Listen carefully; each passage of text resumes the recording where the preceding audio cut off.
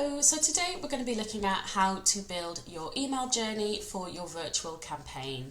So the first thing you want to do is come to your dashboard, go to campaigns and click campaigns again, and then you'll see a list of all the campaigns that you've built.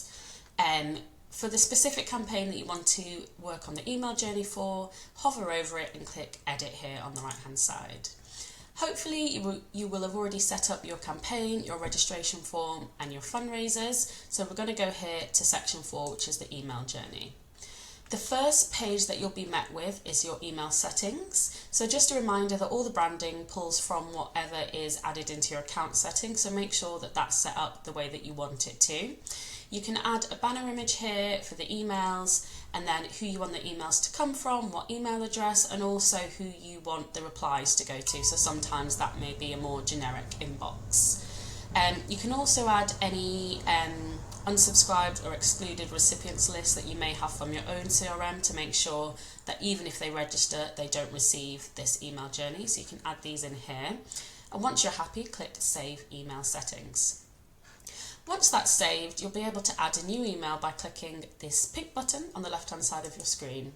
So there are two types of emails that you can send within this campaign. There's a personal email, which doesn't really have any of the branding and is really good for kind of clear, simple emails. And then you've got your branded email, which obviously brings in all the brandings from your settings that I mentioned earlier. So if we click Create Branded Email, the first thing that we'll see is triggers and conditions. So the trigger is what triggers the email to be sent when you want it to be sent. So there's lots of different ways that you can do this. You can schedule an email to go a certain number of days after the person has registered. You can also set it to go a certain number of days before the campaign starts, after the campaign ends.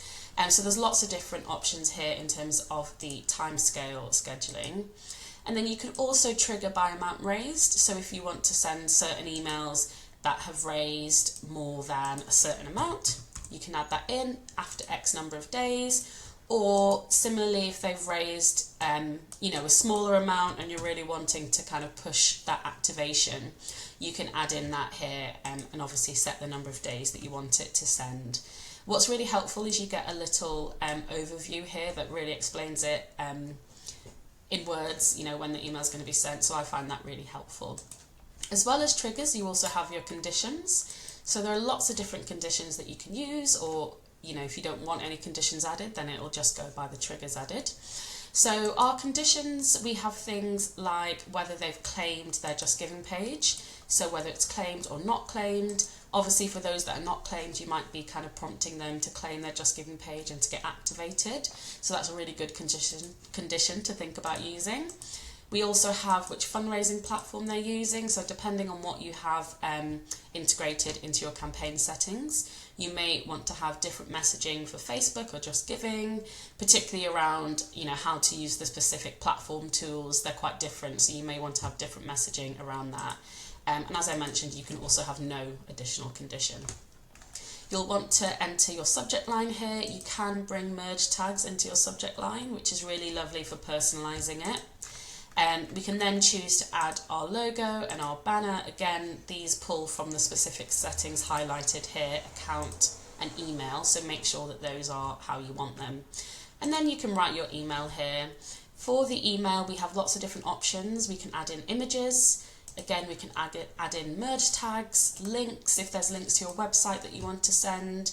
You can also upload attachments, which is really handy for if you have training plans or distance trackers, for example. These can be uploaded here.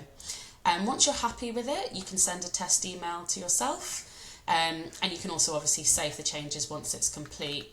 There's no restrictions on the number of emails that you can send, so it's really useful for sending a really kind of holistic, tailored journey to your to your virtual campaign supporters. And yeah, that's how you use the virtual campaign email builder. Thank you.